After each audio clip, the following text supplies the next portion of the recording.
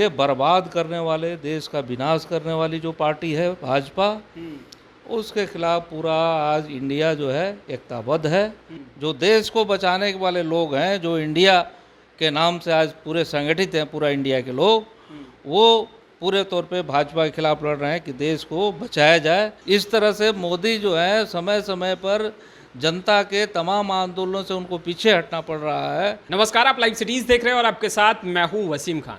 देखिए, विपक्षी दलों की जो बैठक बेंगलुरु में हो रही थी वो ख़त्म हो गई है। अलायंस का नाम इंडिया रखा गया है, मगर अब इंडिया पर भी सियासत शुरू हो चुकी है। यानी कि इंडिया जो नाम रखा गया है उस पर कई सवाल जो है बीजेपी उठा रही है और कहते नज़र आ रही है कि पहले भी हराया था और 2024 में भी हराएंगे। हमारे साथ बातचीत करने के लिए CPI-ML के कद्दावर नेता वीरेंद्र प्रसाद गुप्ता जी हैं, इनसे बात करेंगे। इंडिया नाम क्या सोच कर रखा सर, ये बताइए।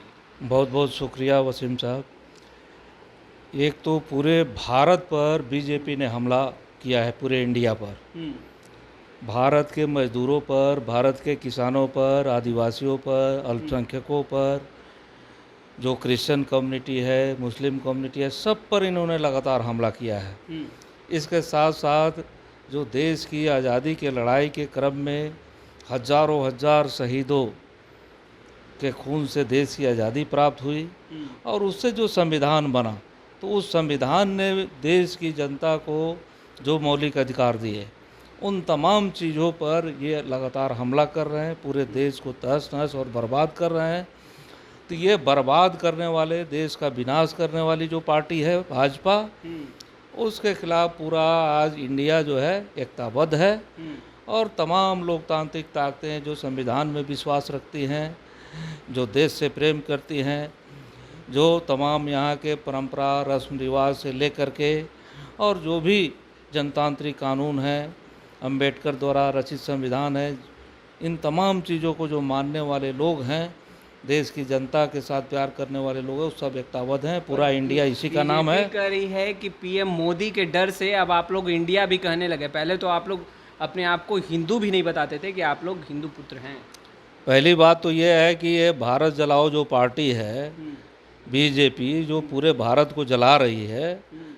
अभी मणिपुर में आपने देखा, बिहार में, बिहार शरीफ में कैसे आपने देखा कि कैसे उन लोगों ने पूरे तौर पे हमला किया, सासाराम में हमला किया। पूरे देश में ये हर पर्व त्यौहार को पूरे तौर पे अपना जनता पर हमला करने का, भारत के तमाम तहजीब को, संस्कृति को, मिली जुली विरासत को नष्ट करने का ये अभियान चलाते हैं भारत जलाओ पार्टी। और पूरे तौर पे इंडिया जो है आज एकताबद्ध है इनके खिलाफ, पूरा देश एकताबद्ध है और ये देश बनाम बीजेपी की लड़ाई बन गई है। इंडिया बनाम इंडिया को जो है वो हराएंगे, तोड़ देंगे। वो तो तोड़ ही रहे हैं लगातार, वो तो तोड़ने के काम में लगे हुए हैं। जो देश को बचाने वाले लोग हैं, जो इंडिया के नाम से आज पूरे संगठित हैं, पूरा इंडिया के लोग, वो पूरे तौर पे भाजपा के खिलाफ लड़ रहे हैं कि देश को बचाया जाए।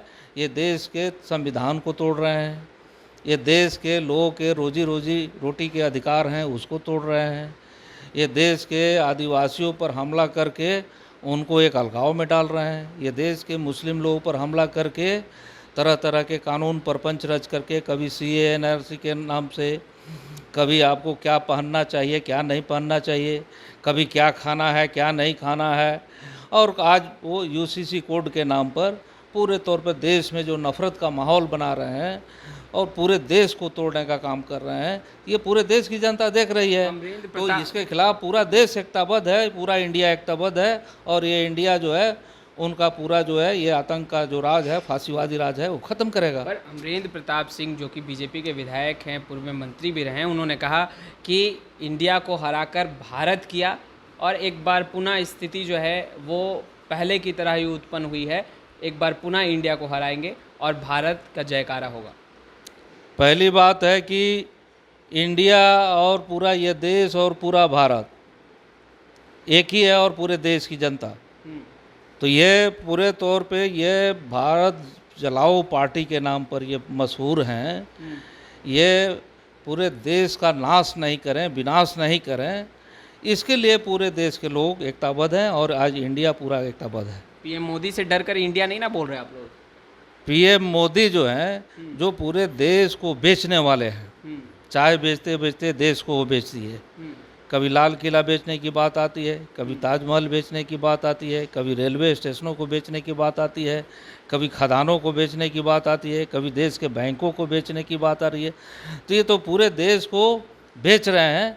और जितने देश के भ्रष्ट लोग हैं, अडानी अंबानी से लेकर के इन तमाम भ्रष्टाचारियों के साथ, तमाम भ्रष्ट माफिया नेताओं के साथ पूरे मोदी का संश्रय है, जिसके खिलाफ जनता लड़ रही है। तमाम बलात्कारी जो हैं, तमाम महिलाओं का उत्पीड़न करने वाले, वो तमाम लोग जो हैं वो उनके खिलाफ जनता संघर्ष कर रही है। कठुआ में, उन्नाव में अभी महिला पहलवानों के साथ जो बात आई, दुर्व्यवहार की बात आई, बीजेपी कैसे ये तमाम देश की जो महिला पहलवान है उसके खिलाफ खड़ी हो गई। पीएम मोदी से तो नहीं आप सोच ये पूरे जनता उससे तो लड़ रही है। पूरे आपने देखा कि देश के महिलाएं उसके सामने पूरी तौर पे खड़ी हो गई।